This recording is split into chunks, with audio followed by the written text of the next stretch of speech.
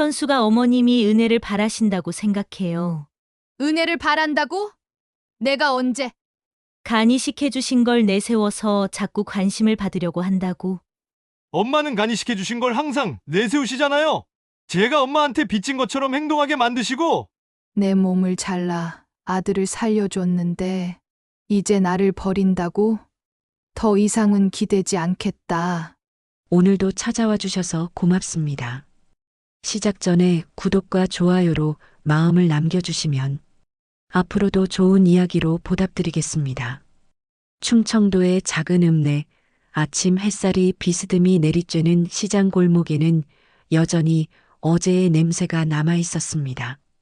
생선 비린내와 채소의 싱그러운 향이 뒤섞인 그 익숙한 냄새 사이로 66세의 김말수는 구부정한 허리를 일으켜 세우며 하루를 시작했습니다.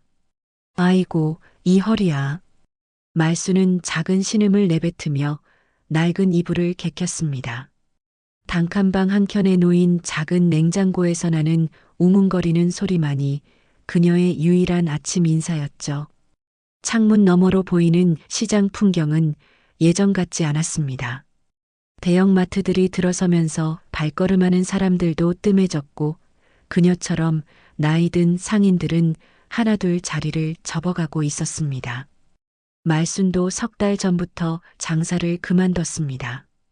관절염이 심해져서 새벽부터 저녁까지 앉아있기가 힘들어졌거든요.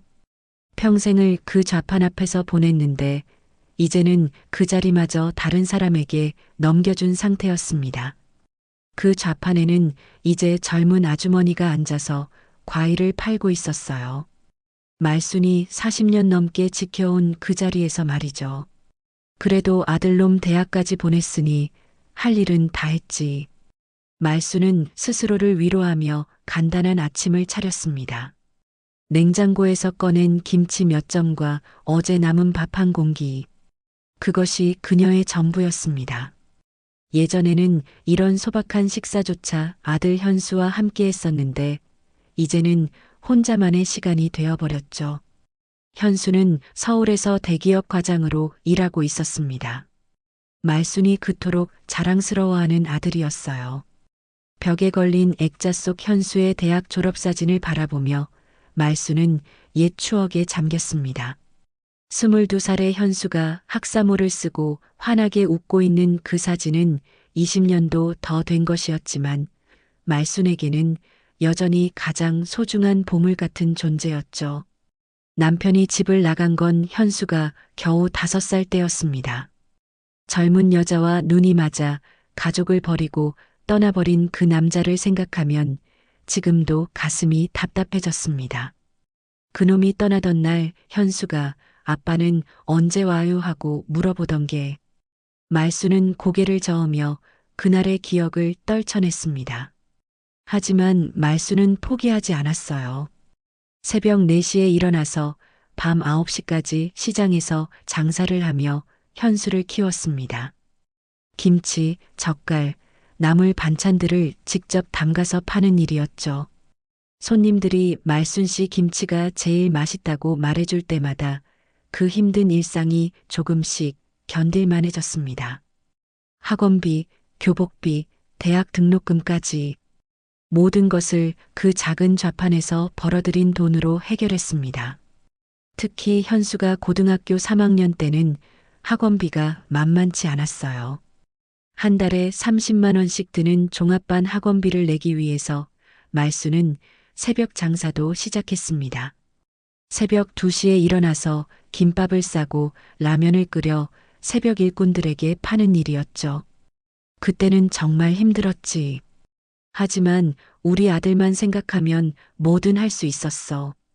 말순의 눈가에 잔잔한 미소가 번졌습니다. 현수가 대학에 합격했을 때의 기쁨은 지금도 생생했어요.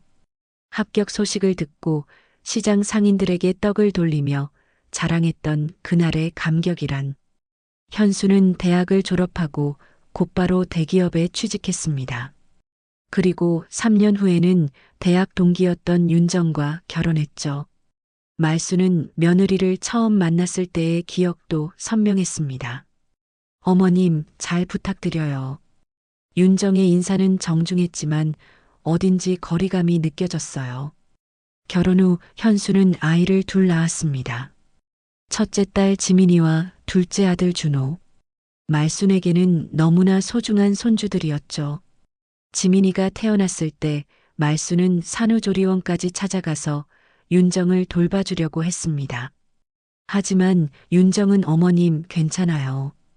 여기서 다 해주니까요라며 정중히 거절했어요. 그때부터였을까요?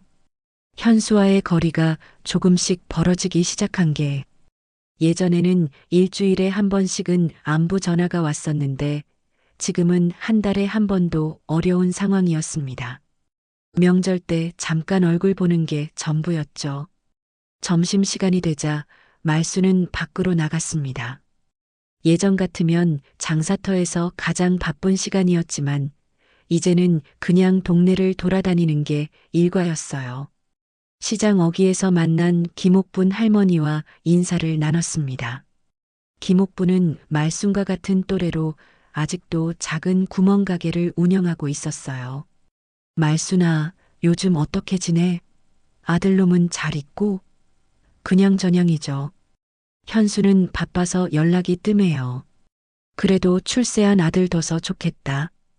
우리 아들은 공장 다니면서 한 달 벌이가 얼마나 되는지. 김옥분의 말에 말수는 괜히 미안한 마음이 들었습니다. 사실 현수가 출세했다고는 하지만 말순의 생활은 크게 나아진 게 없었어요. 매달 받는 기초생활비와 작은 적금 해지한 돈으로 근근히 살아가고 있었죠. 현수에게 생활비를 달라고 말하기도 어려웠습니다. 이미 자리 잡은 아들에게 짐이 되고 싶지 않았거든요. 오후가 되자 말수는 다시 집으로 돌아왔습니다. 텔레비전을 켜고 일일 드라마를 보며 시간을 보냈죠. 화면 속 등장인물들의 화목한 가족 모습을 보면서 문득 현수 가족이 그리워졌습니다. 지민이와 준호는 얼마나 컸을까, 윤정은 어떻게 지내고 있을까 싶어서 말이에요. 저녁이 되어서야 말수는 용기를 내어 현수에게 전화를 걸어봤습니다. 벨소리가 몇 번 울린 후에야 현수가 받았어요. 여보세요, 엄마. 현수야, 잘 지내지? 바쁘지 않을 때 전화한 거야. 아, 네. 그런대로요. 무슨 일이세요? 현수의 목소리는 어딘지 피곤해 보였습니다. 아니, 그냥 궁금해서. 윤정이하고 애들은 잘 있지? 지민이 학교 생활은 어떻고? 네, 다들 잘 있어요. 지민이도 열심히 다니고 있고요. 엄마도 몸 조심하시고 저 지금 회사 일 때문에 바빠서 나중에 다시 연락드릴게요. 그래, 알았다.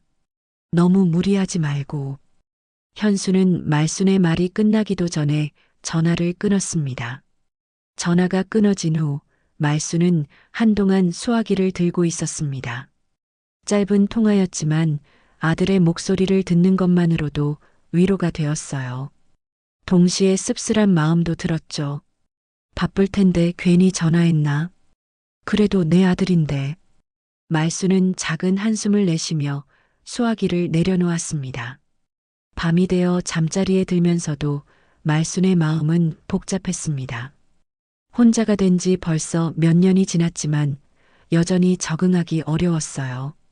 특히 밤이 되면 더욱 외로움이 밀려왔습니다. 40년 넘게 새벽부터 밤까지 바쁘게 살다가 갑자기 할 일이 없어지니 시간이 너무 길게 느껴졌어요. 그래도 내가 평생 고생해서 아들 하나는 제대로 키웠잖아. 말수는 스스로를 다독이며 현수의 어린 시절을 떠올렸습니다. 10살 때 학교에서 상을 타와서 엄마 내가 1등 했어요.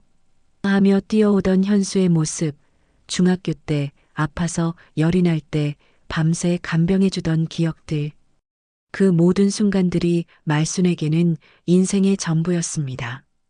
그로부터 일주일이 지난 어느 화요일 오후 말순은 평소처럼 텔레비전 앞에 앉아 드라마를 보고 있었습니다. 주인공이 가족들과 둘러앉아 저녁을 먹는 장면이 나오자 문득 현수가 그리워졌어요. 우리도 예전엔 저렇게 앉아서 밥 먹었는데. 말순이 혼잣말을 하며 리모컨을 만지작거리고 있을 때 갑자기 전화벨이 울렸습니다. 발신자 표시를 보니 낯선 번호였어요. 요즘 보이스피싱 전화가 많다고 해서 받기를 망설였지만 혹시나 싶어 조심스럽게 전화를 받았습니다. 여보세요? 김말순님이시죠? 저는 서울대학교병원 간담체외과 김정민 간호사입니다. 말순의 가슴이 철렁 내려앉았습니다. 서울대병원이라니 혹시 현수에게 무슨 일이라도. 우리 아들 현수가 어떻게 된 건가요? 말순의 목소리는 떨렸습니다. 손에 쥔 전화기가 미끄러질 뻔했어요. 네, 김현수님의 어머님이 맞으시죠? 지금 병원으로 빨리 오실 수 있으신가요? 아드님 상태가 좋지 않아서 가족분과 상의할 일이 있습니다. 간호사의 차분한 목소리가 오히려 더 불안하게 느껴졌어요. 말수는 전화를 끊자마자 온몸에 힘이 빠지는 것을 느꼈습니다. 우리 현수가 뭔 일이래. 하지만 주저할 시간은 없었어요. 황급히 옷을 갈아입고 지갑을 챙겼습니다. 손이 떨려서 지갑을 제대로 잡을 수도 없었고 신발을 신다가 2번이나 넘어질 뻔했어요. 우리 현수가. 중얼거리며 집을 나선 말수는 시외버스를 타기 위해 터미널로 향했습니다. 터미널에 도착해서 서울행 버스표를 끊으면서도 말순의 마음은 조급했습니다. 다음 차는 언제 있어요? 1시간 후에 있습니다. 더 빨리 가는 건 없나요? 매표소 직원의 대답에 말순은 한숨을 쉬었어요. 평소 같으면 버스비가 아까워서 한참을 망설였을 텐데 이날만큼은 그런 생각조차 들지 않았습니다. 3시간이 넘는 버스 여행 동안 말순의 마음은 천근만근이었습니다. 창밖으로 지나가는 풍경도 눈에 들어오지 않았어요. 옆자리 승객이 과자 봉지를 바스락거리는 소리마저 신경에 거슬렸습니다. 혹시 현수가 교통사고라도 당한 건 아닌지, 아니면 갑자기 쓰러진 건 아닌지 온갖 걱정이 머릿속을 맴돌았어요. 제발, 제발 무사하기만 해라. 하느님, 우리 현수만큼은. 말수는 속으로 간절히 기도했습니다. 평소에는 교회에 다니지 않았지만 이런 순간만큼은 절실하게 하느님을 찾게 되더라고요. 버스가 서울에 가까워질수록 말순의 불안감은 더욱 커져만 갔습니다.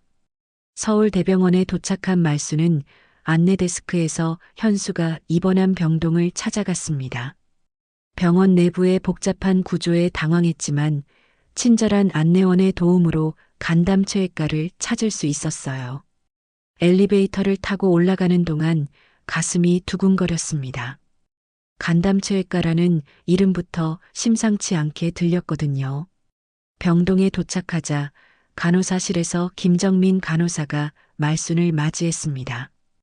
어머님, 멀리서 오시느라 힘드셨죠? 이쪽으로 오세요. 간호사는 말순을 상담실로 안내했어요. 하얀 벽으로 둘러싸인 상담실은 무겁고 차가운 분위기였습니다. 곧이어 담당 의사인 박혁진 교수가 들어왔어요. 50대 중반으로 보이는 박 교수의 표정은 심각했습니다. 하얀 가운을 입은 그의 모습에서 권위가 느껴졌지만 동시에 무언가 좋지 않은 소식을 전해야 한다는 부담감도 엿보였어요. 어머님, 앉으세요. 아드님의 상태에 대해 말씀드려야 할 게 있습니다. 현수가 어떻게 된 건가요? 갑자기 왜 병원에? 말순의 목소리는 간신히 나왔습니다. 입술이 바짝 말랐고 목구멍이 타는 것 같았어요.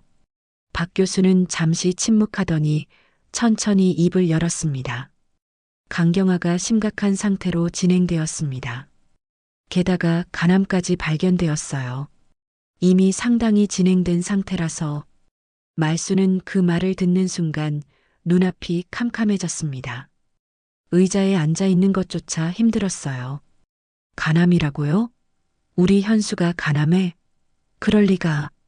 현수는 술도 잘 안 마시는데 안타깝게도 간암은 다양한 원인으로 발생할 수 있습니다.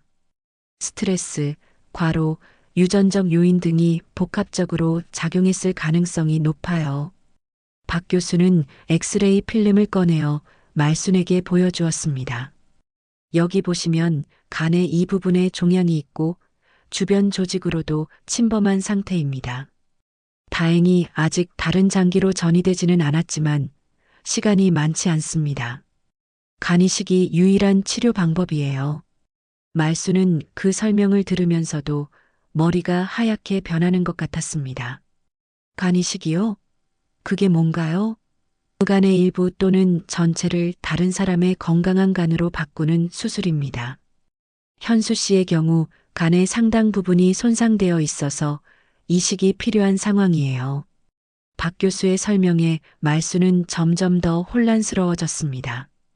그러면 다른 사람에게서 간을 받을 수 있는 건가요? 말순이 물어보자 박 교수는 고개를 저었습니다. 뇌사자 간이식의 경우 대기 시간이 너무 길어요. 현수 씨의 상태로는 그렇게 오래 기다리기 어려울 것 같습니다. 생체 간이식만이 현실적인 방법이에요. 가족 중에서 간을 기증할 수 있는 분이 계셔야 합니다. 가족이요? 그럼 말수는 잠시 생각에 잠겼습니다. 현수의 아내 윤정이 있었지만 아이 둘을 키우는 엄마가 그런 큰 수술을 받기는 어려울 것 같았어요. 지민이와 준호는 아직 어리니까 불가능하고 그렇다면 결국 자신밖에 없다는 생각이 들었습니다. 제가 할 수 있나요? 말순의 목소리는 떨렸지만 확신에 차 있었습니다. 박 교수는 말순을 자세히 살펴봤어요. 어머님 나이가 66세시죠? 일반적으로는 65세 이상에서는 기증을 권하지 않습니다. 수술 위험도가 높아지고 회복력도 떨어지거든요. 하지만 건강 상태가 양호하시다면 아주 불가능하지는 않아요. 정밀 검사를 해봐야 알 수 있습니다. 검사해 주세요. 당장 해주세요. 우리 현수 살릴 수 있다면 뭐든지 하겠어요. 말수는 주저하지 않고 대답했습니다. 그 순간 상담실 문이 열리면서 윤정이 들어왔어요. 얼굴이 새하얗게 질려 있었고 눈가가 빨갛게 부어 있는 걸 보니 많이 울었나 봤습니다. 어머님, 언제 오셨어요? 현수는 어떤가요? 의사 선생님께서 뭐라고? 윤정의 목소리는 떨리고 있었어요. 윤정아, 간이식을 해야 한대. 내가 해주려고 해. 말순의 말에 윤정은 놀란 표정을 지었습니다. 어머님, 그건 너무 위험하지 않을까요? 어머님 나이에. 박 교수가 윤정에게도 상황을 자세히 설명해 주자 윤정도 심각해졌습니다. 그럼 정말 간이식 말고는 다른 방법이 전혀 없는 건가요? 항암 치료나 다른 치료는 안 되나요? 이미 진행이 많이 된 상태라서 다른 치료법으로는 한계가 있습니다. 간이식만이 근본적인 해결책이에요. 그리고 빨리 결정하셔야 해요. 시간이 많지 않습니다. 박 교수의 말에 윤정은 깊은 고민에 빠졌어요. 남편을 살리고 싶지만 시어머니가 위험한 수술을 받는 것도 걱정되고 윤정아, 너는 애들도 있고 젊으니까 안 돼. 내가 할게. 나는 이미 살 만큼 살았어. 말수는 단호하게 말했습니다. 하지만 어머님 나이에 그런 큰 수술을 만약에 어머님한테 무슨 일이라도 생기면 어떡해요? 윤정의 걱정에 말수는 고개를 저었어요. 나이가 뭐가 중요해. 내 아들 살리는데. 그리고 나 혼자 사는 몸이니까 괜찮아. 박 교수는 말순에게 수술의 위험성에 대해 자세히 설명했습니다. 생체 간이식에서 기증자가 받는 수술은 간의 약 60-70%를 떼어내는 큰 수술입니다. 전신마취 하에 6-8시간 정도 걸리고 출혈, 감염, 담즙 누출 등의 합병증 위험이 있어요. 특히 연세를 고려하면 회복 기간도 길어질 수 있고 위험하면 어때요? 내 아들이 죽게 생겼는데 위험이 뭐가 중요해요? 선생님, 검사부터 해주세요. 말수는 박 교수의 말을 끊으며 말했어요. 그 모습에서 모성애의 강인함이 느껴졌습니다. 윤정은 여전히 망설이고 있었어요. 어머님, 정말 괜찮으실까요? 윤정아, 괜찮다. 나는 이미 살 만큼 살았어. 하지만 우리 현수는 아직 젊잖아. 너하고 애들도 키워야 하고 앞으로 할 일도 많고. 말순의 말에 윤정은 눈물을 흘렸어요. 어머님, 울지 마. 엄마가 다 해결해 줄게. 그때 현수가 있는 병실에서 간호사가 나왔습니다. 지금 환자분이 의식을 찾았어요. 몸 상태가 안정되면 잠깐 면회하실 수 있습니다. 말순과 윤정은 급히 병실로 향했어요. 중환자실 앞에서 잠시 기다린 후 간호사의 안내로 병실에 들어갔습니다. 침대에 누워있는 현수의 모습을 본 말수는 가슴이 미어졌습니다. 얼굴이 노랗게 뜨고 몰라보게 야위어 있었거든요. 각종 의료기기들이 연결된 모습이 너무나 안쓰러웠어요. 현수야. 말순이 현수의 손을 잡자 현수가 천천히 눈을 떴습니다. 엄마, 왜 여기 와요? 언제 오셨어요? 현수의 목소리는 힘이 없었어요. 아들아, 괜찮다. 엄마가 다 해결해 줄게. 뭘 해결해요? 저 괜찮은데. 현수는 자신의 상황을 아직 정확히 모르고 있는 것 같았어요. 윤정이 조심스럽게 현수에게 상황을 설명했습니다. 간이식이 필요하다는 것, 그리고 말순이 기증자가 되겠다고 한다는 것을. 현수는 잠시 놀란 표정을 짓더니 말했습니다. 엄마, 나 아직 살아야 해요. 회사에서도 승진 얘기가 나오고 있고, 지민이 준호도 키워야 하고, 제발 도와주세요. 말수는 현수의 간절한 눈빛을 보며 마음을 더욱 굳혔습니다. 걱정 마, 아들아. 엄마가 다 해줄게. 넌 나한테서 태어났으니까 내 몸의 일부를 다시 돌려주는 거야. 당연한 일이지. 현수는 말순의 손을 꼭 잡았어요. 고맙습니다, 엄마. 그로부터 사흘 후 말순은 각종 검사를 받기 위해 병원을 오가며 바쁜 시간을 보냈습니다. 혈액검사, 컴퓨터 단층 촬영, 자기 공명 영상 촬영까지 생전 처음 받아보는 정밀 검사들이었어요. 검사를 받을 때마다 우리 현수 살릴 수 있게 해주세요라고 속으로 기도했습니다. 검사 결과는 다행히 양호했습니다. 나이에 비해 건강 상태가 좋다는 박 교수의 말에 말수는 안도의 한숨을 쉬었어요. 어머님, 수술이 가능합니다. 하지만 마지막으로 한 번 더 신중하게 생각해 보세요. 되돌릴 수 없는 결정이니까요. 이미 마음 정했어요, 선생님. 언제 수술할 수 있나요? 수술 날짜가 일주일 후로 정해졌습니다. 그 일주일 동안 말수는 현수의 병실을 오가며 아들을 돌봤어요. 윤정도 매일 와서 남편을 간병했지만 어딘지 어색한 분위기가 흘렀습니다. 말순이 죽을 붙여주려고 하면 어머님, 제가 할게요라며 살짝 거리를 두는 것 같았거든요. 윤정아, 너도 애들 때문에 바쁠 텐데 괜찮아. 내가 여기 있을게. 말순이 말하자 윤정은 미안한 표정을 지었습니다. 어머님이 수술 받으실 분인데 제가 이래도 되나 싶어서요. 괜찮다, 괜찮아. 이럴 때 가족이 서로 도와야지. 수술 전날 밤 말수는 현수와 단둘이 이야기할 시간을 가졌습니다. 윤정은 집에서 아이들을 돌보러 갔고 병실에는 그들만 남아 있었어요. 현수야, 엄마가 수술 받고 나면 좀 아플 수도 있어. 그래도 괜찮지? 엄마, 정말 고맙습니다. 평생 은혜 잊지 않을게요. 현수의 말에 말수는 뿌듯한 마음이 들었습니다. 은혜가 무슨, 당연한 일이야. 엄마가 널 낳아서 여기까지 키웠는데 이제 한 번 더 살려주는 거지 뭐. 엄마. 현수의 눈가에 눈물이 맺혔어요. 괜찮다, 아들아. 울지 마. 수술 당일 새벽 말수는 일찍 잠에서 깼습니다. 긴장되면서도 한편으로는 마음이 편했어요.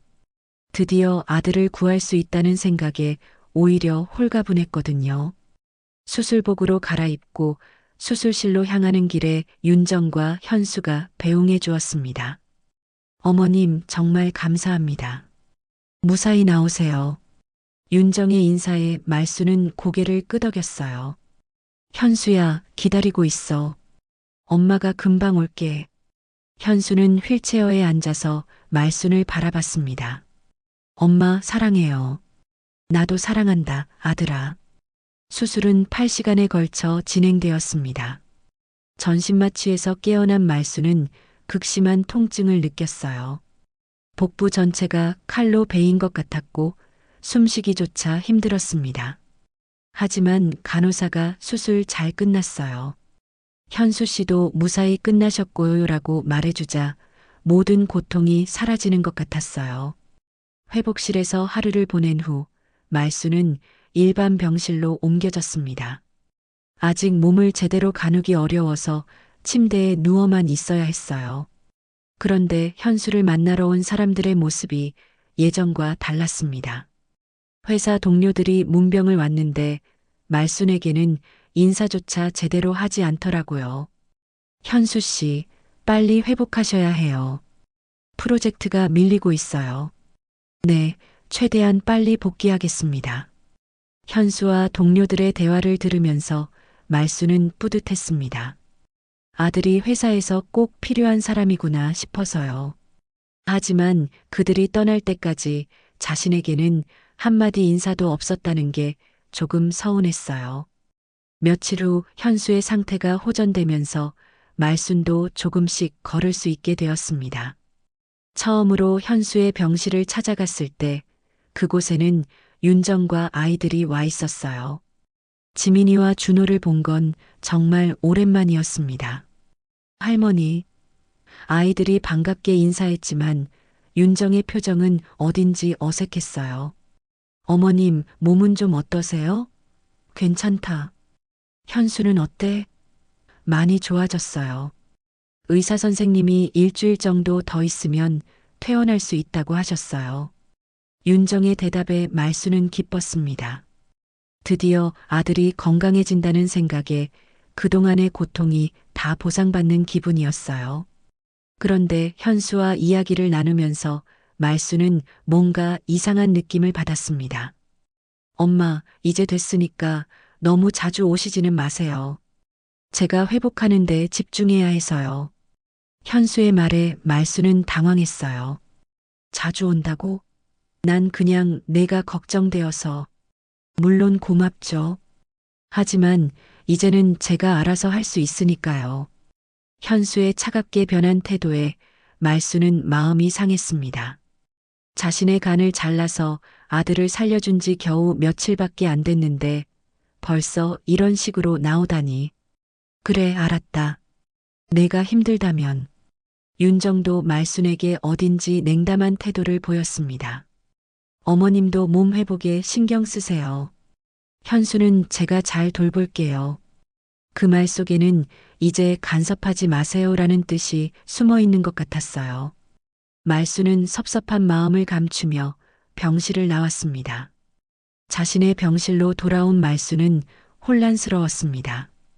아들을 살려주기 위해 목숨을 걸고 수술을 받았는데 이런 대우를 받을 줄은 꿈에도 몰랐거든요. 옆 침대의 환자가 가족들과 정다운 시간을 보내는 모습을 보면서 더욱 외로움을 느꼈어요. 그 다음 날 현수가 말순의 병실에 찾아왔습니다. 하지만 예전 같은 따뜻함은 없었어요.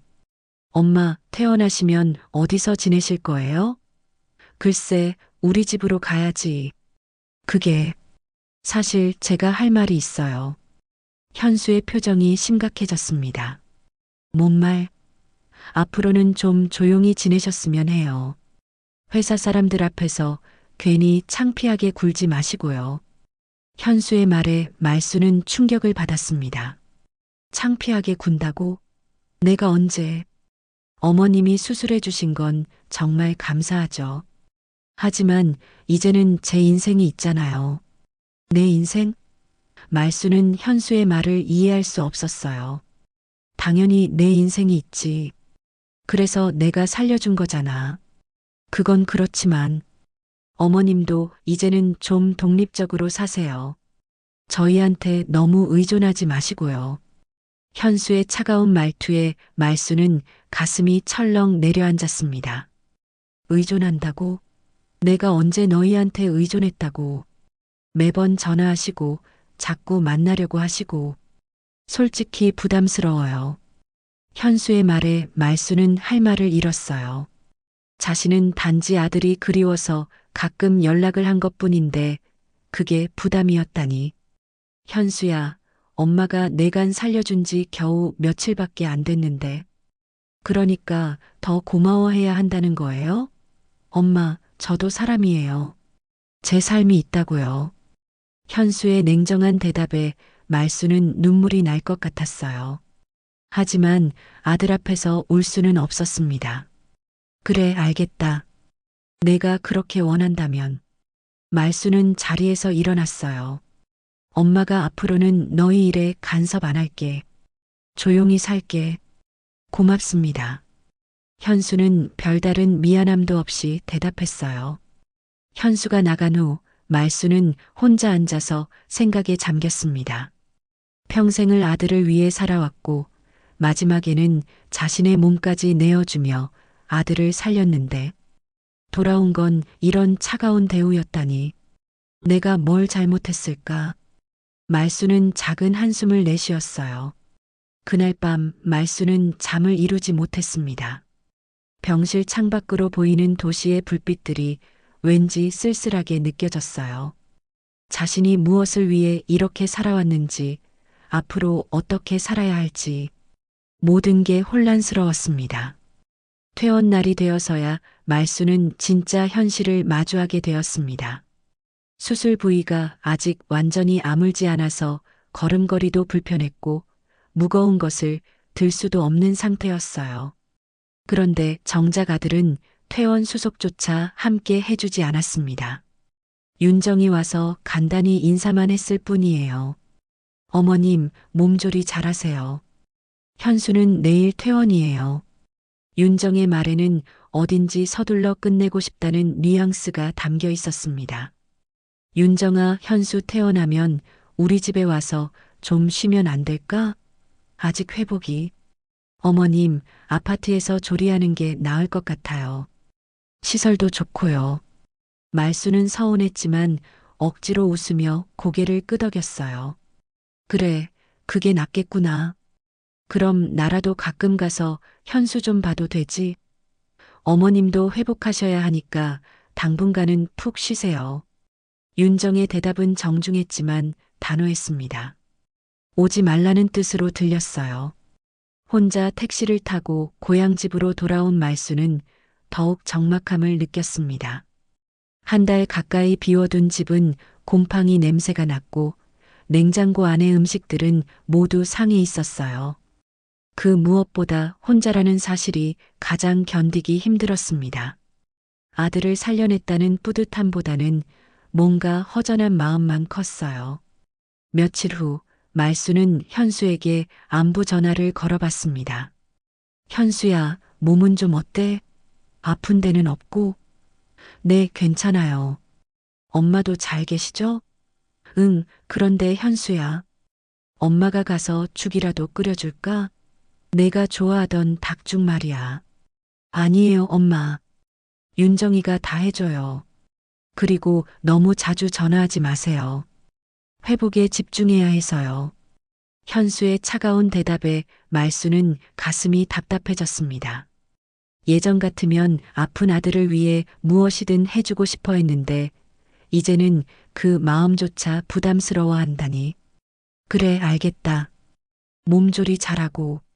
전화를 끊은 후 말수는 한동안 멍하니 앉아 있었어요. 일주일이 더 지나자 말수는 현수의 아파트에 직접 찾아가기로 마음먹었습니다. 아직 수술 부위가 당기고 아팠지만 아들이 걱정되어서 견딜 수가 없었어요. 시장에서 현수가 좋아하던 과일들을 사서 두 손 가득 들고 아파트로 향했습니다. 아파트 경비실에서 방문을 신고하고 올라갔는데 현수가 문을 열어준 표정이 영 좋지 않았어요. 엄마, 왜 갑자기 오세요? 미리 연락을 하셔야죠. 깜짝 선물이라고 생각해. 내가 좋아하는 사과하고 배 사왔어. 말수는 밝게 웃으며 현수에게 과일 봉지를 건네려 했습니다. 하지만 현수는 받지 않았어요. 엄마, 들어오시면 안 돼요. 왜? 무슨 일 있어? 회사 사람들이 와 있어요. 중요한 얘기를 하고 있거든요. 현수는 문틈으로만 얼굴을 내밀며 말했습니다. 안쪽에서는 정말로 몇 명의 목소리가 들렸어요. 그럼 나중에 올게. 언제가 좋을까? 엄마, 당분간은 오지 마세요. 제가 회복하는 동안에는 조용히 지내고 싶어요. 현수의 말에 말수는 충격을 받았습니다. 조용히 지내고 싶다고? 엄마가 시끄럽게 군다는 거야? 그런 뜻이 아니라. 아무튼 미안해요. 현수는 말순의 대답도 기다리지 않고 문을 닫아버렸어요. 말순은 문 앞에서 한동안 서 있었습니다. 손에 든 과일 봉지가 점점 무겁게 느껴졌고 다리도 아파왔어요. 결국 아무것도 하지 못한 채 집으로 돌아와야 했습니다. 그 다음 날 말수는 윤정에게 전화를 걸어봤어요. 윤정아, 어제 현수한테 갔었는데 들어가지도 못했어. 혹시 내가 뭔가 잘못한 게 있을까? 어머님, 현수가 요즘 스트레스를 많이 받고 있어요.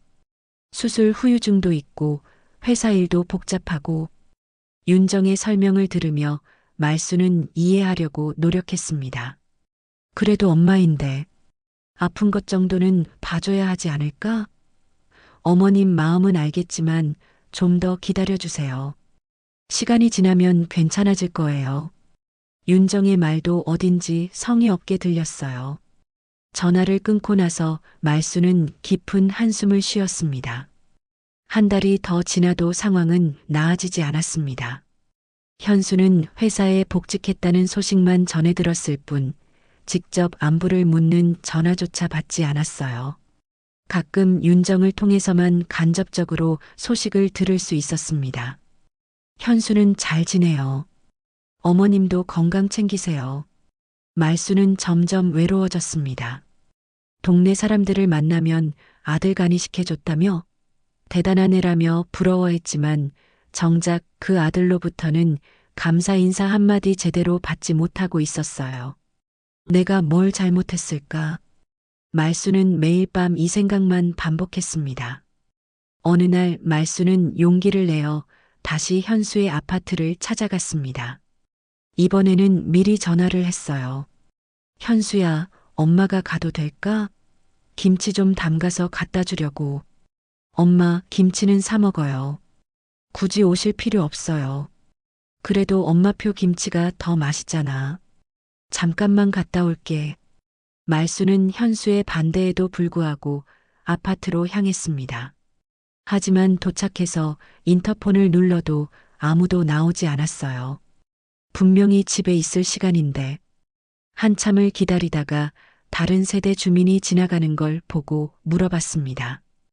혹시 801호 김현수 씨 아세요? 아, 그 집이요? 요즘 잘 안 보이던데. 아, 맞다. 어제 이삿짐차가 왔더라고요. 그 말을 들은 말수는 온몸에 힘이 빠지는 것을 느꼈습니다. 이삿짐차요? 네, 짐을 싸서 어디로 이사 간 것 같던데요. 말수는 그 자리에서 주저앉을 뻔했어요. 황급히 현수에게 전화를 걸었지만 통화 중이었습니다. 몇 번을 시도해도 마찬가지였어요. 결국 윤정에게 전화를 걸었습니다.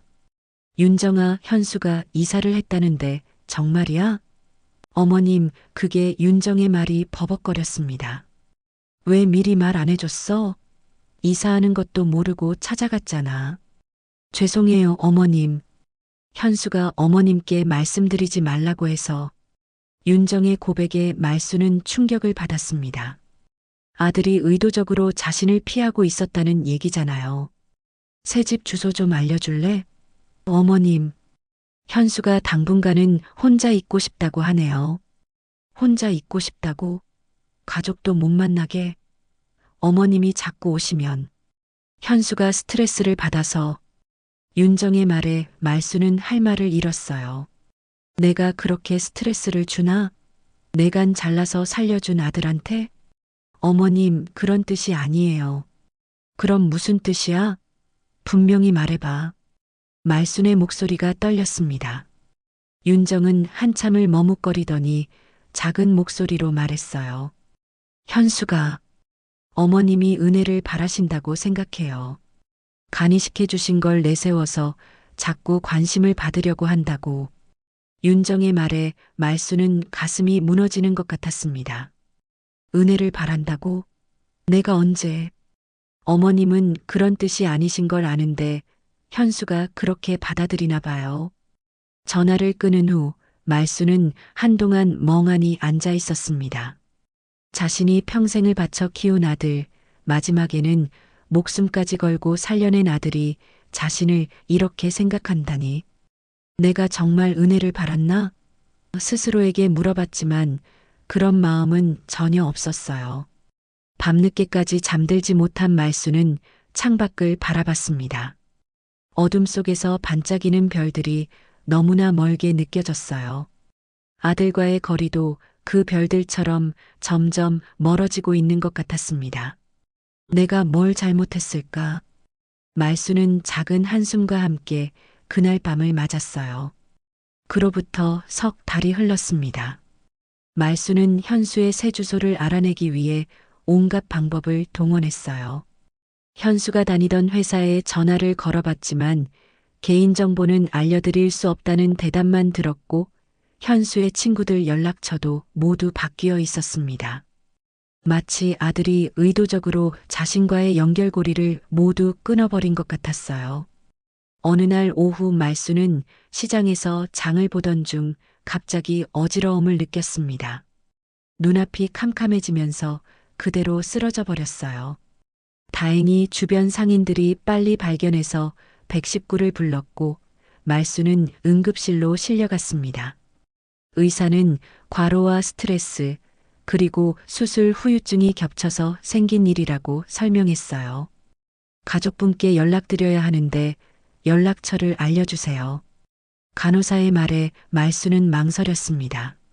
현수에게 연락하고 싶었지만 번호가 바뀌었고 윤정의 번호도 더 이상 통하지 않았거든요. 가족이 없어요. 말순의 대답에 간호사는 놀란 표정을 지었어요. 결국 말순은 혼자서 이틀 동안 병원에 입원해야 했습니다. 옆 침대 환자들은 가족들이 문병을 와서 정다운 시간을 보내는데 말순에게는 아무도 오지 않았어요. 간호사들도 처음엔 동정어린 시선으로 바라봤지만 점점 무관심해져 갔습니다. 퇴원하는 날 말순은 마지막으로 용기를 내어 현수의 회사에 직접 찾아가기로 했습니다. 회사 주소는 예전부터 알고 있었거든요. 지하철을 여러 번 갈아타고 서울 시내의 큰 빌딩 앞에 도착했을 때는 이미 오후 시간이었어요. 로비에서 현수를 기다렸습니다. 마침내 퇴근 시간이 되어 현수가 동료들과 함께 나타났습니다. 말수는 반가운 마음에 손을 흔들며 다가갔어요. 현수야. 하지만 현수는 말순을 보자 얼굴이 굳어졌습니다. 엄마, 왜 여기 와요? 동료들이 쳐다보는 게 신경 쓰이는 듯 작은 목소리로 물었어요. 현수야, 엄마가 병원에 입원했었어. 너무 보고 싶어서. 병원에요? 잠시 걱정되는 기색을 보이던 현수였지만 곧 차가운 표정으로 돌아갔습니다. 엄마, 여기서는 안 돼요. 회사 앞이잖아요. 그럼 어디서 만날까? 새집 주소도 모르고. 현수는 동료들에게 먼저 가라고 손짓을 보낸 후 말순을 한적한 곳으로 데려갔어요. 엄마, 저 정말 바빠요. 무슨 일이세요? 현수야, 엄마가 너무 외로워. 가끔이라도 안부 좀 물어봐 줄 수 없니? 말순의 간절한 부탁에 현수는 짜증스러운 표정을 지었습니다. 엄마, 저도 제 생활이 있어요. 매일 회사 일로 스트레스 받는데 엄마까지 신경 쓸 여유가 없다고요. 신경 쓴다고? 현수야, 엄마는 내 짐이 아니야.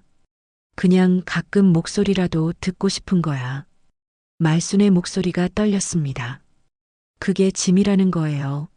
엄마는 간이시켜 주신 걸 항상 내세우시잖아요. 현수의 냉정한 말에 말순은 충격을 받았어요. 내세운다고? 내가 언제?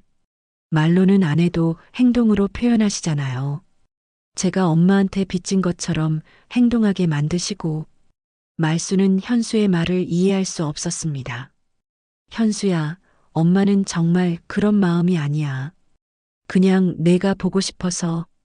엄마, 솔직히 말씀드릴게요. 저 이제 엄마한테 기대지 않고 살고 싶어요. 독립적으로 살고 싶다고요. 현수의 말에 말순은 가슴이 무너지는 것 같았어요. 기대지 않고 살고 싶다고? 현수야, 엄마가 언제 내게 기대라고 했니? 엄마가 자꾸 찾아오고 전화하고 관심 받으려고 하시잖아요. 그게 기댄다는 거예요. 관심 받으려고? 말순은 현수의 말을 되새기며 중얼거렸어요. 정말 자신이 그랬던 걸까요? 현수야, 엄마는 그냥 내가 잘 지내는지 궁금해서. 그런 마음은 알겠어요.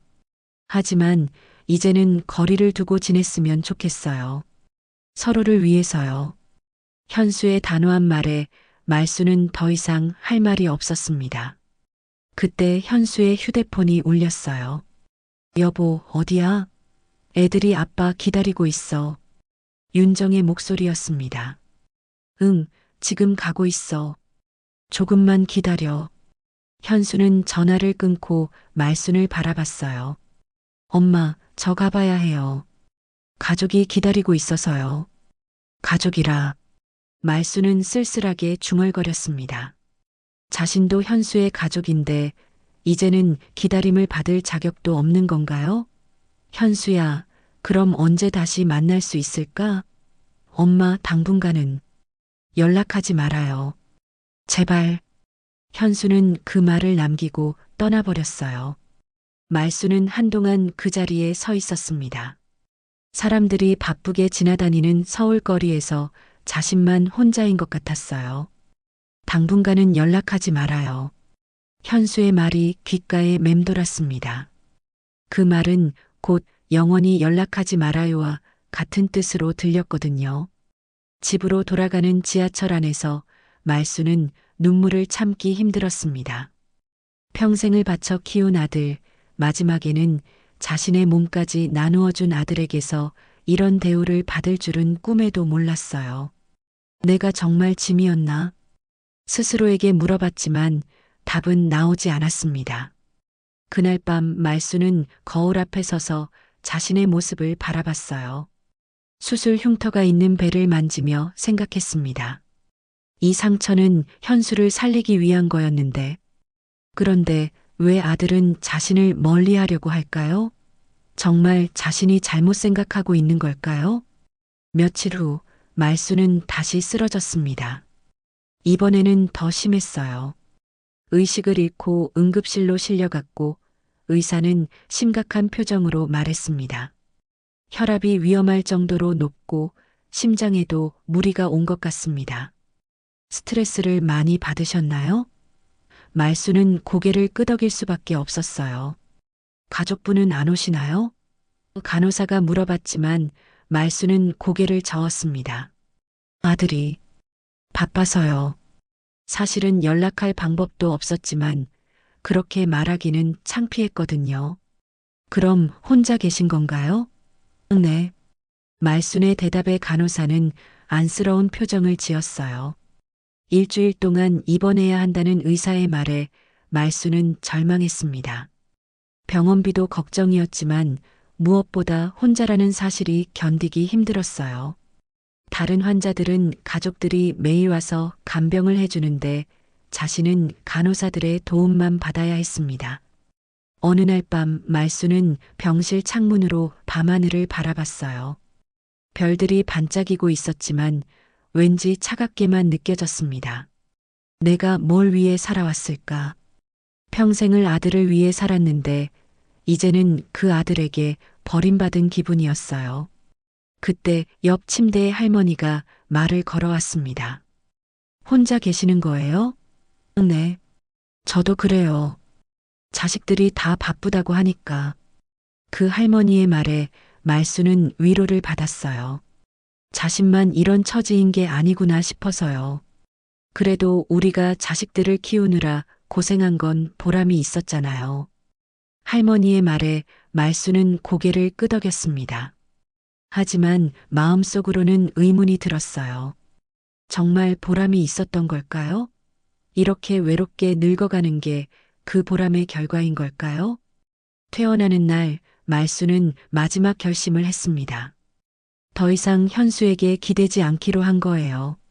아들이 그렇게 원한다면 정말로 혼자 살아가겠다고 마음먹었습니다. 현수야, 이제 엄마는 너한테 기대지 않을게. 내가 원하는 대로. 말수는 속으로 중얼거리며 병원을 나섰어요. 병원에서 퇴원한 말수는 집으로 돌아와 한동안 아무것도 하지 못했습니다. 먹을 것도 잘 넘어가지 않았고 밤에는 잠도 오지 않았어요. 하루 종일 침대에 누워서 천장만 바라보며 지냈습니다. 정말 내가 현수한테 짐이었나? 그 생각만 머릿속을 맴돌았어요. 일주일이 지나자 말수는 더 이상 이렇게 지낼 수 없다고 생각했습니다. 아들에게 버림받았다고 해서 자신의 인생까지 포기할 수는 없잖아요.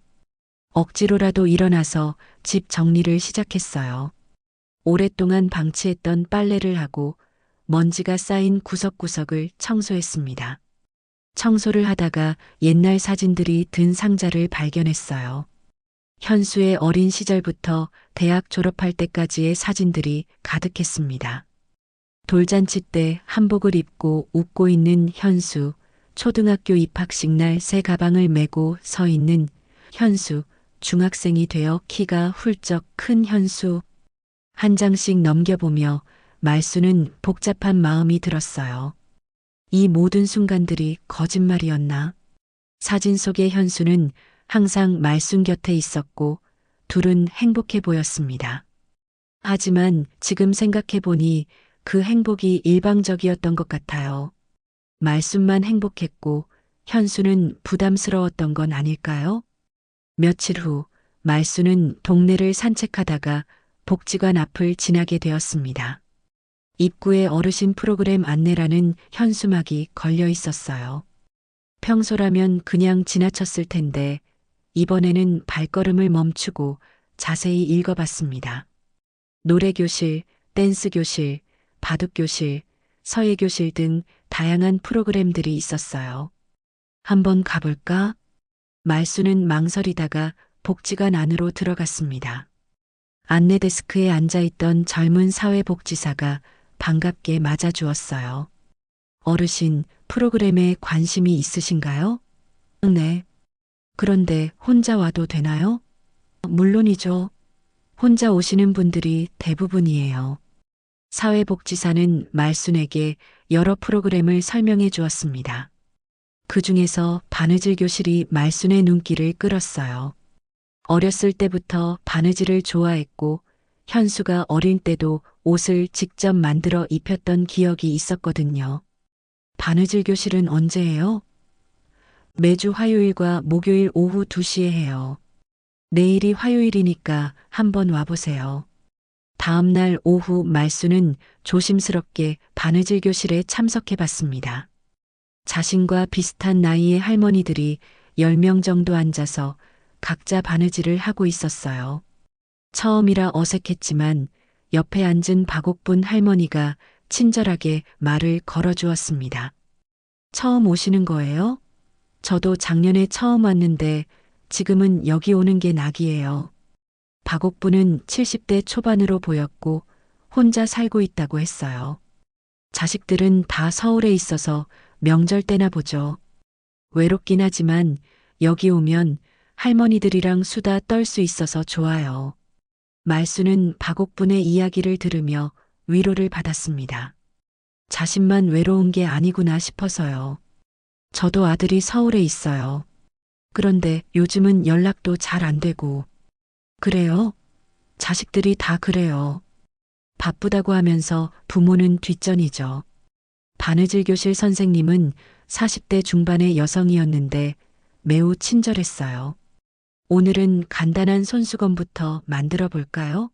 말수는 오랜만에 바느질을 하니 손이 어색했지만 점점 감을 되찾았습니다. 바늘과 실을 다루는 손놀림이 예전 같지는 않아도 뭔가를 만들어가는 재미가 있었어요. 어머, 말순 씨 손재주가 좋으시네요. 선생님의 칭찬에 말수는 기분이 좋아졌습니다. 오랜만에 누군가에게 인정받는 기분이었거든요. 다른 할머니들도 말순의 작품을 보고 감탄했어요. 정말 잘하시네요. 저는 이렇게 못해요. 바느질 교실이 끝나고 집에 돌아온 말수는 오랜만에 기분이 좋았습니다. 오늘 만든 손수건을 보며 뿌듯한 마음이 들었어요. 내가 아직도 뭔가 할 수 있구나. 현수에게 버림받았다고 해서 자신의 존재 가치까지 없어지는 건 아니라는 걸 깨달았습니다. 그 다음 주 목요일에도 말수는 바느질 교실에 참석했어요. 이번에는 앞치마를 만드는 것이었습니다. 박옥분과 다른 할머니들과도 더 친해졌고 함께 수다를 떨며 시간을 보내는 게 즐거웠어요. 말순 씨, 우리 바느질 끝나고 커피 한잔 할까요? 박옥분의 제안으로 몇몇 할머니들과 함께 근처 카페에 갔습니다. 커피를 마시며 각자의 이야기를 나누었어요. 모두들 비슷한 처지였습니다. 자식들은 바쁘다며 연락도 뜸하고 외로움을 달래기 위해 복지관에 나온 거였죠. 저희끼리라도 자주 만나요. 이순희 할머니가 제안했습니다. 그럼 좋겠네요. 혼자 있으면 답답하기만 하고. 말순도 동의했어요. 이렇게 해서 말순은 새로운 친구들을 만나게 되었습니다. 한 달이 지나자 말순의 생활에 변화가 생겼어요. 바느질 교실에 가는 날이 기다려졌고 할머니들과의 모임도 즐거웠습니다. 복지관에서는 다른 프로그램에도 참여해 보라고 권했고 말수는 노래교실에도 나가기 시작했어요. 노래교실에서는 옛날 가요들을 배웠습니다. 어렸을 때 즐겨 듣던 노래들을 부르니 추억이 새록새록 떠올랐어요. 목소리도 처음엔 떨렸지만 점점 좋아졌습니다. 말순 씨, 목소리가 참 좋으시네요. 다른 할머니들의 칭찬에 말수는 자신감을 되찾았어요. 어느 날 복지관에서 작은 발표회를 한다고 했습니다. 각 프로그램별로 그동안 배운 것들을 보여주는 자리였어요. 바느질 교실에서는 만든 작품들을 전시하고 노래 교실에서는 합창을 하기로 했습니다. 말순도 참여하기로 했어요. 발표회 준비를 하면서 말순은 더욱 바빠졌습니다. 전시할 작품들을 정리하고 합창 연습도 열심히 했어요. 혼자 집에 있을 때도 거울 앞에서 노래를 연습했습니다. 오랜만에 목표가 생긴 기분이었어요. 발표회 날 말수는 새 옷을 입고 복지관에 갔습니다. 평소보다 일찍 나가서 전시 준비를 도왔어요. 자신이 만든 앞치마와 손수건, 파우치 등이 예쁘게 전시되는 모습을 보니 뿌듯했습니다. 내가 이런 것들을 만들었구나. 오후에 열린 합창 발표에서 말수는 다른 할머니들과 함께 고향의 봄을 불렀습니다. 관객석에는 복지관 직원들과 가족들이 앉아 있었어요. 말순을 보러 온 사람은 없었지만 무대에 서서 노래를 부르는 자체가 즐거웠습니다. 노래가 끝나자 박수가 터져 나왔어요. 정말 잘하셨어요. 관객들의 칭찬에 할머니들은 모두 기뻐했습니다. 말순도 오랜만에 진짜 행복을 느꼈어요. 현수 없이도 이렇게 즐겁게 살 수 있다는 걸 깨달았거든요. 발표회가 끝나고 집에 돌아온 말수는 거울 앞에 섰습니다. 며칠 전까지만 해도 초라하고 외로워 보이던 자신의 모습이 조금 달라 보였어요. 표정이 밝아졌고 어깨도 더 펴져 있었습니다. 나도 아직 살만하구나. 그날 밤 말수는 오랜만에 깊은 잠에 들었습니다. 현수를 생각하며 잠 못 이루던 밤들이 거짓말 같았어요. 물론 아들에 대한 그리움이 완전히 사라진 건 아니었지만 이제는 그 그리움에만 매달려 살지 않아도 된다는 걸 알았습니다. 내 인생은 내가 만들어가는 거야. 말수는 속으로 중얼거리며 새로운 꿈을 꾸었어요. 복지관에서의 새로운 생활이 시작된 지 반년이 지났습니다. 말수는 이제 바느질 교실과 노래 교실의 단골 회원이 되었고 다른 할머니들 사이에서도 인기가 많았어요. 특히 바느질 실력이 뛰어나서 복지관에서 다른 어르신들의 옷을 고쳐주는 일까지 하게 되었습니다. 말순 씨, 정말 고마워요. 이 옷이 이렇게 예뻐질 줄 몰랐네요. 자신이 고쳐준 블라우스를 입고 기뻐하는 할머니를 보며 말수는 뿌듯함을 느꼈어요. 누군가에게 도움이 된다는 것, 누군가를 기쁘게 해준다는 것이 이렇게 보람찬 일인지 새삼 깨달았습니다. 어느 화요일 오후 말순이 평소처럼 바느질 교실에서 작업을 하고 있을 때였습니다. 복지관 직원이 다가와서 말했어요. 말순 할머니, 찾아오신 분이 계세요. 말순은 고개를 갸우뚱했습니다. 자신을 찾을 사람이 있을 리 없는데. 누군데요? 아드님이라고 하시는데요. 그 말을 들은 순간 말순의 손이 떨렸습니다. 바느질하던 바늘이 바닥에 떨어졌어요. 아들이요? 네, 로비에서 기다리고 계세요. 말순은 급히 자리에서 일어났지만 다리가 후들거려서 제대로 걸을 수도 없었습니다. 로비로 나간 말순은 멀리서 현수의 뒷모습을 봤어요. 반년 만에 보는 아들이었습니다. 현수는 초라한 복장을 하고 있었고 어깨도 축 처져 있었어요. 예전에 당당했던 모습은 온데간데 없었습니다. 현수야. 말순이 조심스럽게 불러봤어요. 현수가 돌아봤을 때 말순은 깜짝 놀랐습니다. 얼굴이 많이 야위었고 눈가에는 다크서클이 짙게 패여 있었어요. 옷차림도 평소와 달리 정리되지 않은 모습이었습니다. 엄마. 현수의 목소리는 힘이 없었어요. 현수야, 무슨 일이야? 얼굴이 왜 이렇게... 말수는 걱정스러운 마음에 다가갔지만 현수는 한 발 뒤로 물러섰어요. 엄마, 저... 할 말이 있어요. 현수의 표정은 복잡했습니다. 부끄러움과 절망이 뒤섞인 것 같았어요. 말수는 현수를 복지관 상담실로 데려갔습니다. 조용한 곳에서 이야기해야 할 것 같았거든요. 마주 앉은 현수는 한참 동안 말을 하지 못했어요. 손을 비비며 바닥만 내려다보고 있었습니다. 현수야, 무슨 일인지 말해봐. 엄마, 저 회사에서 잘렸어요. 현수의 말에 말수는 충격을 받았습니다. 잘렸다고? 왜? 구조조정이라고 하는데. 사실은 제가 실수를 했어요. 큰 프로젝트를 망쳤거든요. 현수의 목소리는 점점 작아졌어요. 말수는 현수의 이야기를 들으며 안쓰러운 마음이 들었습니다. 하지만 한편으로는 복잡한 감정도 있었어요. 자신을 그렇게 냉대했던 아들이 이제 와서 도움을 요청하러 온 거잖아요. 그래서 어떻게 하고 있어? 아직 새 직장을 못 구했어요. 이력서 넣어도 연락이 안 와요. 현수는 고개를 들어 말순을 바라봤어요. 엄마, 정말 죄송해요. 제가 너무 못됐죠? 현수의 눈에 눈물이 맺혔습니다. 말순은 현수의 모습을 보며 마음이 아팠지만 쉽게 용서할 수는 없었어요. 현수야, 내가 나한테 했던 말 기억하지? 더 이상 기대지 말라고, 연락하지 말라고. 그때는 나를 짐이라고 했잖아. 현수는 말순의 말에 고개를 푹 숙였습니다. 엄마, 정말 죄송해요. 제가 미쳤었어요. 엄마가 간까지 잘라서 저를 살려주셨는데.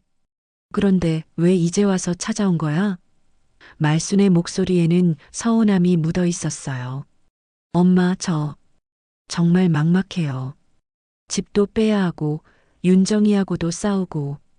현수는 울먹이며 말했습니다. 윤정이가 뭐라고 해? 제가 실직하니까 태도가 확 바뀌었어요. 애들 앞에서도 저를 무시하고 이혼하자고 해요. 말수는 현수의 이야기를 들으며 씁쓸한 마음이 들었습니다. 결국 어려워지니까 자신을 찾아온 거였어요. 하지만 그렇다고 해서 냉정하게 돌려보낼 수는 없었습니다. 어쨌든 자신이 평생 키운 아들이니까요. 현수야, 솔직히 말해. 지금 엄마가 필요해서 온 거지? 말순의 직설적인 물음에 현수는 더욱 움츠러들었어요. 엄마, 저 정말 잘못했어요. 용서해 주세요. 용서는 뭘? 그보다 윤정이하고 애들은 어떻게 할 거야? 윤정이 친정에서 지내고 있어요. 저는 갈 곳이 없어요. 현수의 말에 말수는 한숨을 쉬었습니다. 결국 갈 곳이 없어서 자신을 찾아온 거였어요. 현수야, 내가 나한테 한 말들 잊지 않았어. 그런데 지금 와서 엄마, 제가 정말 잘못 생각했어요. 엄마의 사랑을 당연하게 여겼고 은혜를 원망으로 받아들였어요. 현수는 무릎을 꿇고 말순 앞에 앉았습니다. 엄마, 저 좀 도와주세요. 다시 일어설 수 있게. 말순은 현수가 무릎을 꿇은 모습을 보며 복잡한 감정이 들었어요. 한편으로는 안쓰럽고 한편으로는 서운했습니다. 현수야, 일어나. 무릎 꿇지 마. 엄마, 일어나라고 했잖아. 현수가 일어나자 말수는 천천히 입을 열었습니다. 현수야, 엄마도 많이 생각해봤어. 내가 나한테 짐이라고 했을 때 처음에는 정말 속상했지. 내가 뭘 잘못했나 싶어서 매일 밤 잠 못 이뤘어. 정말 죄송해요, 엄마. 하지만 지금은 알겠어. 내가 너무 너한테만 매달려 살았구나. 내 인생을 너한테 맡겨버렸구나. 말순의 말에 현수는 고개를 들어 엄마를 바라봤어요. 현수야, 엄마가 이곳에서 새로운 친구들도 만나고 새로운 일도 시작했어. 처음에는 너무 외로웠지만 지금은 혼자서도 잘 살고 있어. 말순의 말에 현수는 놀란 표정을 지었어요. 엄마가 이렇게 달라졌다니. 그런데 현수야, 내가 어려울 때 엄마를 찾아오는 건 당연한 일이야. 하지만 말순은 잠시 말을 멈췄습니다. 하지만 이제는 다를 거야. 예전처럼 내가 내 인생의 전부는 아니거든. 현수는 말순의 말을 듣고 충격을 받은 듯 했어요. 엄마, 저를 안 도와주시겠다는 건가요? 도와줄게. 하지만 조건이 있어. 말순의 단호한 목소리에 현수는 긴장했습니다. 무슨 조건이요? 첫째, 다시는 나를 짐이라고 생각하지 마. 둘째, 일어서면 혼자 힘으로 살아가. 엄마한테 계속 기대려고 하지 마. 말순의 조건에 현수는 고개를 끄덕였어요. 그리고 셋째, 말순은 잠시 망설이더니 말했습니다. 엄마도 엄마 인생이 있다는 걸 인정해. 내가 힘들다고 해서 엄마가 모든 걸 포기하고 너만 돌봐야 한다고 생각하지 마. 이 말을 하는 말순의 목소리는 떨렸지만 확신에 차 있었어요. 반년간의 변화가 말순을 이렇게 만든 거였습니다. 현수는 말순의 변화에 놀라며 고개를 끄덕였습니다. 네, 엄마. 다 알겠어요. 정말 감사해요. 그럼 일단 우리 집에 와서 지내. 하지만 빨리 일자리 구해서 독립해야 해. 네, 엄마. 정말 고맙습니다. 말순은 현수와 함께 집으로 돌아갔습니다. 하지만 예전과는 다른 기분이었어요. 현수를 도와주지만 그것이 자신의 의무라서가 아니라 선택이라는 걸 알고 있었거든요. 이제 말순에게는 현수 말고도 복지관 친구들, 바느질과 노래, 그리고 자신만의 생활이 있었습니다. 현수가 집에 온 지 한 달이 지났습니다. 처음 며칠은 어색했지만 점차 새로운 관계가 정립되어 갔어요. 말수는 예전처럼 현수를 위해 모든 걸 포기하지 않았습니다. 복지관 활동도 그대로 이어갔고 친구들과의 모임도 계속했어요. 현수는 처음에는 당황스러워했지만 차츰 엄마의 변화를 받아들이게 되었습니다. 엄마, 오늘도 복지관 가세요? 현수가 물어볼 때마다 말수는 당당하게 대답했어요. 응, 바느질 교실 있는 날이야. 저녁에 올게. 예전 같으면 아들이 집에 있는데 어떻게 나갈 수 있었겠어요. 하지만 지금의 말수는 달랐습니다. 자신만의 시간과 공간이 있다는 걸 알고 있었거든요.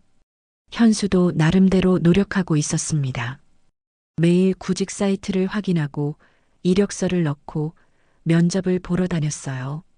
처음에는 자존심 때문에 조건을 너무 높게 잡았지만 시간이 지나면서 현실을 받아들이게 되었습니다. 엄마, 제가 너무 거만했었나 봐요. 이제야 일의 소중함을 알겠어요.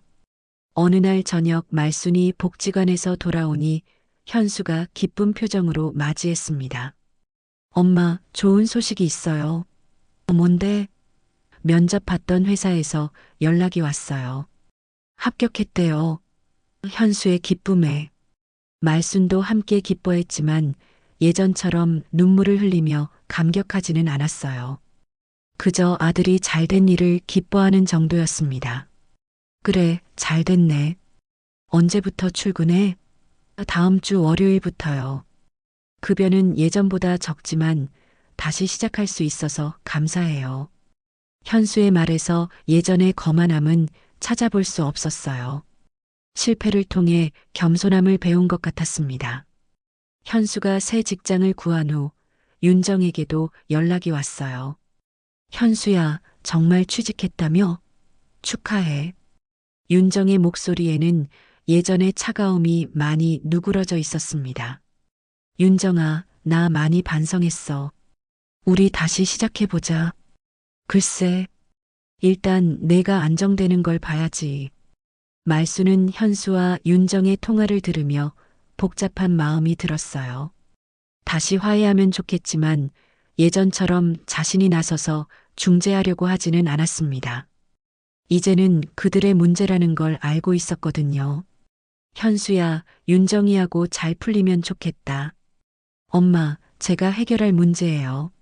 엄마는 걱정 마세요. 현수의 대답에 말수는 만족했습니다. 아들이 드디어 독립적으로 생각하기 시작했구나 싶어서요. 그래, 내가 알아서 해. 엄마는 믿고 있을게. 몇 주 후 현수는 새 아파트를 구해서 이사를 준비했습니다.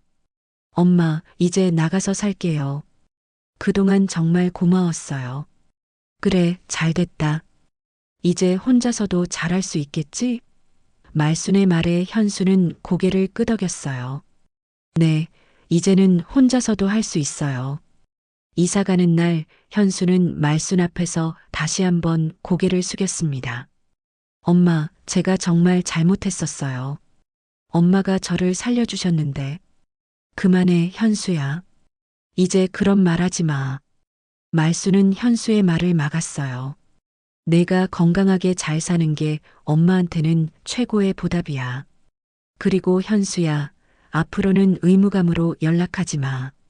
정말 보고 싶을 때, 안부가 궁금할 때만 연락해. 말순의 말에 현수는 놀란 표정을 지었어요. 그래도 되나요? 그럼 그래야지. 억지로 하는 효도가 뭐가 의미 있겠어. 현수가 이사를 간 후 말순의 일상은 다시 혼자가 되었습니다. 하지만 예전처럼 외롭지는 않았어요. 복지관 친구들이 있었고 바느일과 노래라는 취미가 있었거든요. 무엇보다 자신만의 인생이 있다는 확신이 섰습니다. 어느 날 복지관에서 새로운 소식을 들었어요. 말순 할머니 시에서 주관하는 어르신 재능 나눔 프로그램에 참여해 보시지 않겠어요? 사회복지사가 제안했습니다. 재능 나눔이요? 네, 바느질 실력이 뛰어나시니까 다른 분들께 가르쳐 주시는 거예요. 말수는 흥미를 느꼈습니다. 내가 가르칠 수 있을까요? 물론이죠. 할머니만큼 잘하시는 분이 없어요. 그렇게 말수는 복지관에서 바느질 강사로 활동하기 시작했어요. 처음에는 떨렸지만 다른 할머니들이 자신의 가르침에 따라 실력이 늘어가는 모습을 보니 뿌듯했습니다. 말순 선생님, 정말 잘 가르쳐 주세요. 이 나이에 이런 걸 배울 수 있을 줄 몰랐어요. 할머니들의 칭찬에 말순은 자신감을 얻었어요. 누군가에게 도움이 되고 필요한 사람이 된다는 느낌이 정말 좋았습니다. 몇 달 후 현수에게서 전화가 왔어요. 엄마, 안녕하세요? 현수야, 잘 지내고 있니? 네, 잘 지내고 있어요. 윤정이하고도 다시 만나고 있어요. 그래, 잘 됐네. 말수는 담담하게 대답했습니다. 예전처럼 과도하게 기뻐하지도 걱정하지도 않았어요. 엄마, 그런데 엄마는 요즘 어떻게 지내세요? 나 바빠. 복지관에서 바느질 가르치고 노래교실도 다니고. 말순이 자신의 일상을 소개하자 현수는 놀란 목소리로 말했어요. 와, 엄마가 그렇게 바쁘게 지내신다고요? 그럼 나도 내 인생이 있는데. 말순의 대답에 현수는 웃음을 터뜨렸어요. 엄마, 정말 멋있어요. 저보다 더 바쁘게 사시는 것 같은데요? 그런 것 같지? 요즘 정말 즐거워. 말순의 목소리에는 활력이 넘쳤습니다. 엄마, 시간 되실 때 한번 만나요. 윤정이하고 애들도 엄마 보고 싶어 해요. 현수의 제안에 말수는 잠시 생각해 봤어요. 언제가 좋을까? 내 스케줄 좀 봐야겠네. 엄마도 스케줄이 있으시네요? 당연하지. 나도 바쁜 사람이야. 그 주말 말수는 현순의 가족과 만났습니다. 윤정과 아이들도 할머니를 반갑게 맞아주었어요. 어머님, 정말 건강해 보이세요. 그래. 나 요즘 바빠서 그런가 봐. 식사를 하며 말수는 자신의 근황을 소개했어요. 복지관에서의 활동, 바느질 강사일, 새로 사귄 친구들. 할머니, 정말 대단해요. 지민이가 감탄하며 말했어요. 할머니가 선생님이셨어요? 그럼 할머니도 멋진 일하는 사람이야. 말수는 손주들 앞에서 당당했습니다. 예전처럼 그들에게 맞춰주려고 애쓰지 않았어요. 자신의 이야기를 자신 있게 들려주었습니다. 집에 돌아온 말수는 거울 앞에 섰습니다. 거울 속의 자신은 1년 전과는 완전히 달라 보였어요. 표정도 밝고 어깨도 펴져 있었습니다. 무엇보다 눈빛이 살아 있었어요. 내가 이렇게 변할 줄 몰랐네. 말수는 스스로에게 말했습니다. 그날 밤 말수는 일기를 쓰기 시작했어요. 복지관에서 일기 쓰기를 권해서 시작한 일이었는데 이제는 습관이 되었습니다. 오늘은 현순의 가족과 만났다. 예전 같으면 그들 비위만 맞춰주려고 했을 텐데 오늘은 내 이야기를 당당하게 했다. 기분이 좋다. 며칠 후 복지관에서 말순에게 또 다른 제안이 왔어요. 할머니, 시에서 주관하는 어르신 합창단에 참여해 보시지 않겠어요? 목소리도 좋으시고. 합창단이요? 네, 공연도 하고 대회도 나가는 정식 합창단이에요. 말수는 고민 없이 승낙했습니다. 해보죠, 뭐. 정말 좋은 결정이에요. 그렇게 말순의 일정은 더욱 바빠졌어요. 바느질 강사, 노래교실, 합창단, 친구들과의 모임. 하루하루가 충실했습니다. 몇 달 후 합창단의 첫 공연이 있었어요. 말수는 무대 위에 서서 관객들을 바라봤습니다. 객석 한켠에서 현순의 가족이 박수를 치고 있었어요. 현수가 온다고 했을 때 말수는 별로 기대하지 않았는데 정말 왔더라고요. 노래가 시작되자 말수는 온 마음을 담아 불렀습니다. 고향의 봄이었어요. 고향을 그리워하는 노래였지만 말순에게는 새로운 시작을 의미했습니다. 아들에게 매달렸던 과거에서 벗어나 자신만의 봄을 맞이한 거였거든요.